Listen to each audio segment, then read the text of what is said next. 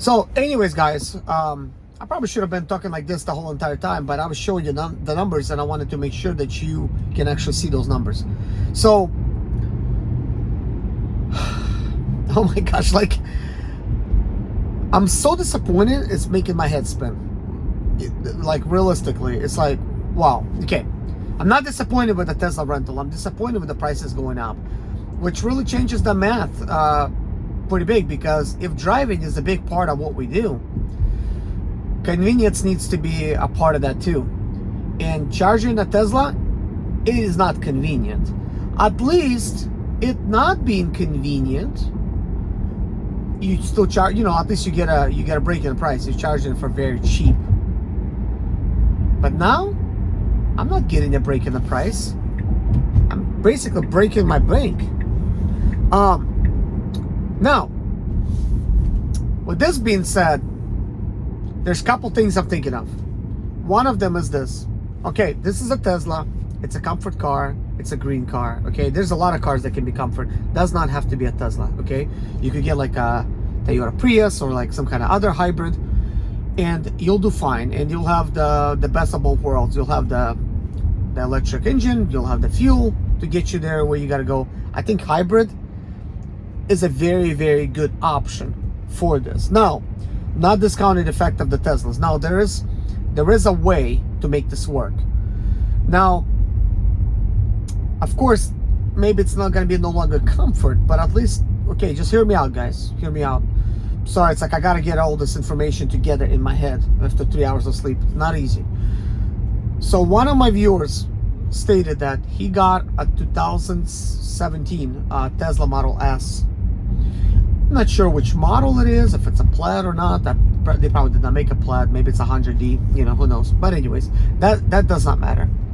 What does matter is 2014, 15, 16, probably 17 has free, unlimited supercharger included.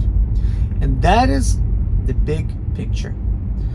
Now, of course, if you get a newer Tesla, let's say 2017, if that does qualify for comfort, maybe 6. I need to find out the years. I'm gonna call Uber and find out, because now everything's screwed up. I'm not sure what qualifies as comfort anymore, or maybe they updated their website. Maybe I could look at their website. But if a 2015 still qualifies comfort, great. You know, 2016, great. But it's probably 2017. At least you would need 2017 to do Uber blocking. But I think with the comfort, there might be a little bit more lenient, maybe 2016. Okay, let's just say 2016. If you get a Tesla 2016, there's a good chance that you're going to be paying approximately $30,000. I've looked into 2014s, and they're anywhere from 20,000. I think it's possible to get them at 15,000. Guys, if it's unlimited supercharging and using it for Uber, regardless whether it's comfort or just Uber X, I mean, you're still gonna get the green anyways, and you'll get the $1 extra incentive up to $60 a week that Uber gives you for carbon emissions or whatever, for being clean. That can be pretty good. That can be pretty good. And if you have the unlimited supercharging for when you need it, that would be great. But one thing that's important to look at is, of course, installing your own home supercharger. Okay, so with all that out of the way, I want to look up some other superchargers. So for that, I'm going to show you my screen. Okay, guys, so this is how you look up Tesla superchargers. You just go to that thing right there. As you could see, wow, there's 5 locations now. What? I didn't know that. So this is the one where I was just at. Okay, when you click on it, it shows you 26 cents a kilowatt hour, 37, 26, and it gives you the times. It tells you when it's going to be cheaper. So from 12 a.m. to 10 a.m. it's going to be 26 per kilowatt hour. So let's look at this one. Okay, so this one is cheaper, 23. Now, I didn't even know about this, but this is Torrington Way. Now it's a 150 kilowatt what, max, which is not a 250. Wait a minute, I selected that. That's like a favorite. So this one's 33. Doesn't matter when you charge it. North Lake Mall is 30 now? No way. Interesting. This was like 46 at some point. Like, that was like very expensive. I think maybe people stopped going there. This one was by the college. This one was kind of expensive too. I think it was like 46 kilowatt hour. 46 cents per kilowatt hour. Here we have one on Providence, 31 cents a kilowatt hour. And I guess I was not aware of the Providence one, but I was, oh, that's Ballantine Commons. Okay.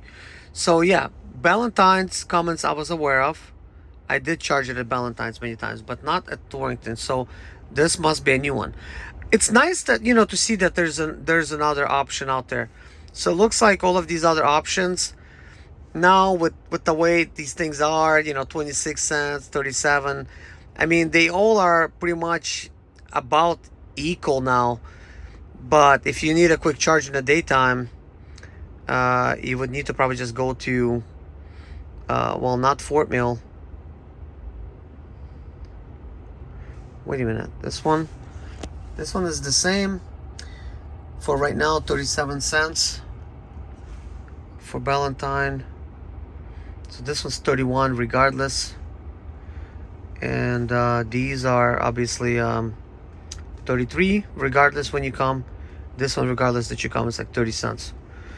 Okay, interesting. And there's other superchargers in the area. Well, they're not in the area, so this one's 35. I just want to see what's the difference. That's 35 as well.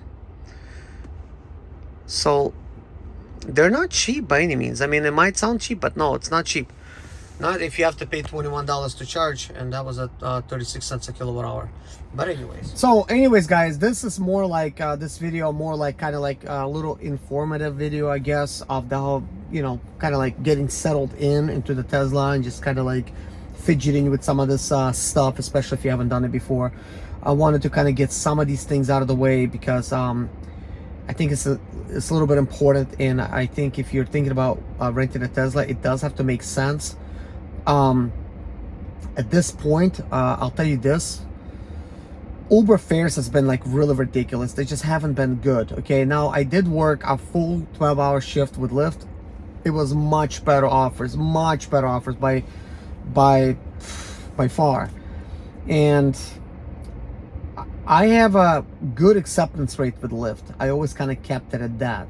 And I'm thinking, I wonder if that's what's affecting it, like my acceptance rates, and maybe they're being more generous. I don't know, but the offers were a lot better. Okay, now Uber, the offers was like, kind of like, come on, just go ahead and quit already. What are you still doing here? We don't want you here anymore with your acceptance rate. Kind of feels like that.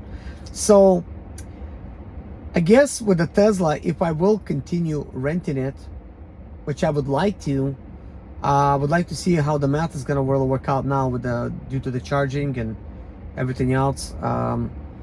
Because now, if I have to charge it kind of twice a day, there's inconvenience of charging. I could have got the BMW done, filled up, and keep on going, you know. But this means I'll actually be able to drive less miles. But one thing I will tell you this, okay? And for that, I want to show you my screen recording, because this is something that I think is important for you to see, just kind of like figuring things out a little bit here. Let me show you. So anyways, guys, so take a look at this. Here's a whole month of January. I write down all the miles, okay? So write them all down. And here's, as you can see towards the bottom, you can see that today is the 1st, and I rented a Tesla. I paid $726. That's how much I authorized to be taken out of my account. As a matter of fact, that money is going to come back in my account in 3 days. And then next week when I rent it, they're going to charge me an X amount with the charging that I've been doing. And then they will refund me that within 3 days. And then they'll do that up until 28 days passes and you pay the whole big bill. Okay, just to let you know. So in a way, if you know, maybe your car broke down and you don't have any other options, like I have options, and you're thinking about, I don't have much money either, but I gotta make some money so I could get my car fixed, this would be a very good option. I mean, you don't have to hop in a Tesla, but the fact that they give you money back, like maybe that's your last $800. You're like, man, 800. So you spend it, you're gonna get that money back within 3 days, and then you get a chance to really work hard the whole week, and you'll make up some money, and next week you're good, but you're still not gonna be charged until the end. So make sure you keep that in mind and you save that money so that you could be in good standing with the rental company. But anyways, this is the important thing that I want to share with you. So I'm going to slide this up a little bit. So focus on January. See, January, I drove 9,081 miles with the BMW. Now, I worked hard, not that hard. I took days off. I did not work some days because I didn't feel like it. And I went home early some days because I didn't feel like it. But still, I put 9,081 miles. Do you know how many miles I put on the most on a Tesla in a single month? 7,500, despite me working my ass off trying to get those miles in there. This time, I'm going to still try to put a little bit more. We will see if that happens.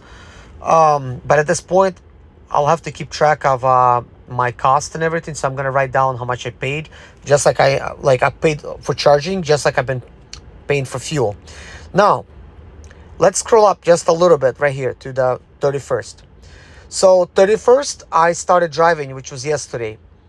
I had 239,505 miles. That is at the end of the day, and I did not even make it home yet. 239,992. So today it's already sitting over 240,000 miles. So look at that, guys. Just looking at that, yesterday I put 500 miles on my car. Okay, so with the Tesla that's just charged right now, I'm looking at it's like 275 miles. In order for me to do that, I need to charge it again fully to at least 88%, and I'm gonna be like what at like 550 miles maximum, which means that 550 miles would be like a reserve that I have left. So that means definitely it's gonna cost me today $42. Well, at night it's gonna cost a little bit cheaper, but you know, that's another story. So take a look. I fueled up 48.66. That is after I spend all my fuel. Like I start with a full tank beginning of the day. Like I spent 30. As you can see, I wrote down over there. I spent 30. And I write down what I spent on the last shift. Even though I fueled up on 31st, I put $30 there. Because 30 doesn't count because that was from a day before. But anyways, I started out with a full tank of fuel. Full. Then I drove. Fueled up $48.66. Then I drove whole another like 7 hours, I think, and I fueled up another $32.33, which is $80.99 per day. Now the Tesla is going to cost me $42 per day as far as charging goes. On top of that, it's costing me about $65 a day. Could be $75 a day with insurance. I think it's $75 a day with insurance. I think that's what it is. So anyways, let's just take 726. Let's divide that by 7. That's $103. So that's because there's a $200 refundable deposit. Let's take again 726 minus $200 deposit. So the Tesla rental is $526 with insurance. Let's divide it by 7. We're getting $75. So I was correct. So $75 is what the Tesla's costing me. And then if cost the fuel, it's probably not going to be quite $42. It might be like $33. But let's just say $42.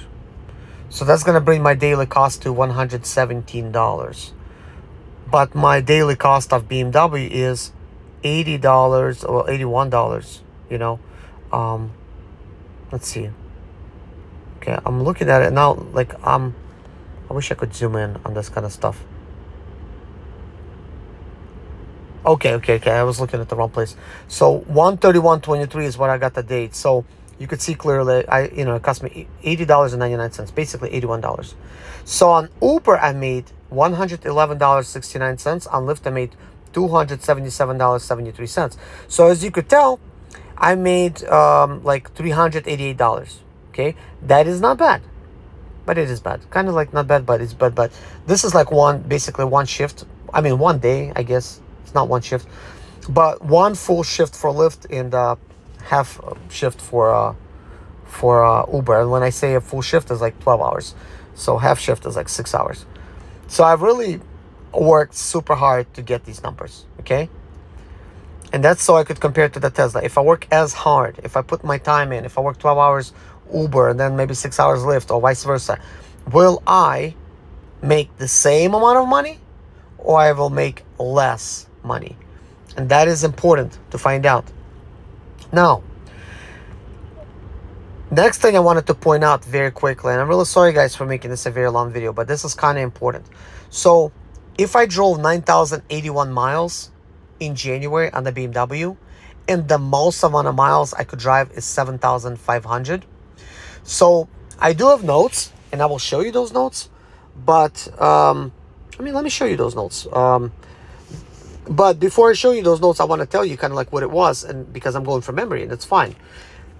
So I drove 7,500 miles in a single month, well, 28 days with a Tesla, after paying all my Tesla expenses. That is Tesla rental, insurance, charging. I still was left with $5,500. So that is not the case with the BMW. I drove 9,081 miles, and the fuel cost me $1,702. Oil changes $400, but total cost of operating a BMW is $2,102. But I decided not to even include the oil cost, just fuel, keep things simple.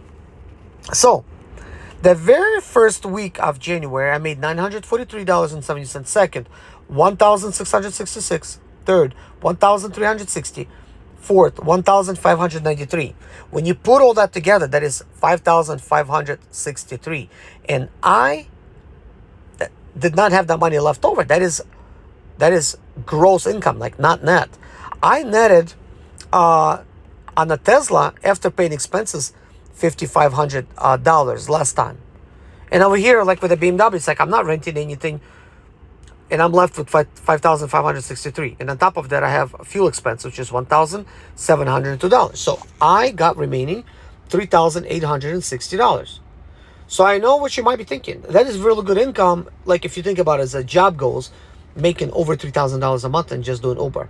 But I'm telling you, last time in a Tesla for the whole month, I made $5,500 clean profit after the Tesla rental, after all the charges. Okay, so that was also upfront fares. So when I'm gonna be like driving this Tesla, and this is gonna be like in other videos I'm gonna record for tomorrow, I'm going to show you guys kind of like what I'm making. I'm going to be showing you screenshots. I'm going to be talking to you guys and explaining everything kind of how it is, because I'm documenting the whole thing.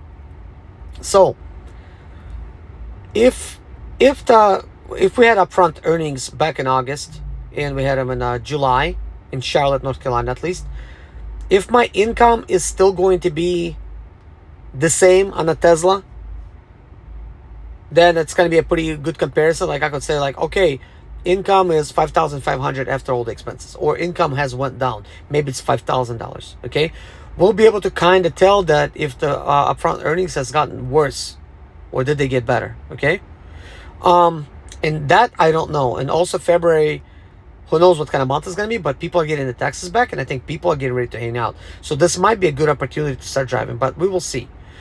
So now my question is, so I made $5,563 with the BMW. That is gross. I'm just Uber X, okay? Just so you know, in case you're just tuning in. Tesla is it's got premium rides, preferred rides, or whatever, and green. So there's some incentives there. So will I actually make more with the Tesla because it's so special? It's qualifies for all those preferred rides, or will it just be the same as a BMW? And what I'm gonna do is I'm gonna pick like one of these strongest weeks that I drove. I'm gonna estimate the miles and everything, and I'm gonna have to do the calculation. But I'm wondering whether I should keep this thing for a whole month or not. I was definitely planning to keep it a month, maybe even like 6 weeks. But I want to see what the earnings are like, because that's important. So anyways, guys, I have my book here where I was writing down how much money I was making my first week. As you can see, 1,649, then week 2, 2,038, then week 3, 1,866. Okay, I was writing things down, and you could see I was renting it in July. For some reason, I did not include that 4th week, but then I included all this. So I have, let's see, I'm gonna close this box. So what I've done is I basically calculated all the costs and all the income of every single day. So there's a lot of writing, and this could be very confusing, but what you got to look at is this. So the Tesla cost me $2,671.86. The profit was $5,499.27. So, and I made gross $8,171.13. And then I wrote down how many trips I did, and all the fares, all the prices here. So I have everything written down, and all the fares, and basically this kind of like, this goes like date by date, you know. So anyways, I know this is it's a lot, but I decided to keep this type of format. So anyways, guys, I'm really sorry for keeping this video long, because I don't even know how long this video is right now. I know I done a lot of talking. I probably could have split things up a little bit, but I want to just kind of like put it all into one. And I wanted to do some driving, but I think it's a little bit pointless at this point, because the video is just gonna be like giant. Who's gonna watch it that long? But anyways, I wanted this video to be the most informative from, you know, my side view, like, of things, and this was like my experience. Like, your experience might be different. Maybe you work even better than I do, but I'll tell you this, I'm going to try to do my best to make the most amount of money. And I think this can be a lesson for all of us. By me renting it, you could see, hey, it's profitable, or hey, it's not profitable. Maybe it's going to be worse than my BMW. We don't know. And if it's worse, the very first week, I'll be able to figure out this easy, because I'll look at the miles, I'll estimate what's the expenses for the fuel would have been, because I know what the price of the premium fuel is, I know what my fuel economy is. Then I'm going to look at it, I'm going to say, you know what, I'm making the same, so turn the Tesla back in, you know what I mean? So that's the case. But one thing that I am winning is, and this is something I don't take into I don't take this into account, okay? It's a good experience driving a Tesla. Love it. There's it's safe because I have autopilot. If I'm tired, I just put autopilot and keep going. Also, it's very fast, which is very fun. This is a dual motor, so it's like I'm having a experience of having a Tesla, and I could just return it at the end of the day, which is very awesome, you know. But tell me, guys, what you think. I'm gonna quickly edit this video. I'm gonna try to post this for you guys today. This is still the day that I rented it. I'm just going through stuff. I'm gonna go to Walmart, buy me a pillow and a blanket, because I'm gonna have to live in this thing in order to really make this work. Seriously, I'll not record myself sleeping in here, maybe. Okay, well, thank you guys for watching. Take care of yourself, and see you in the next video. Bye bye.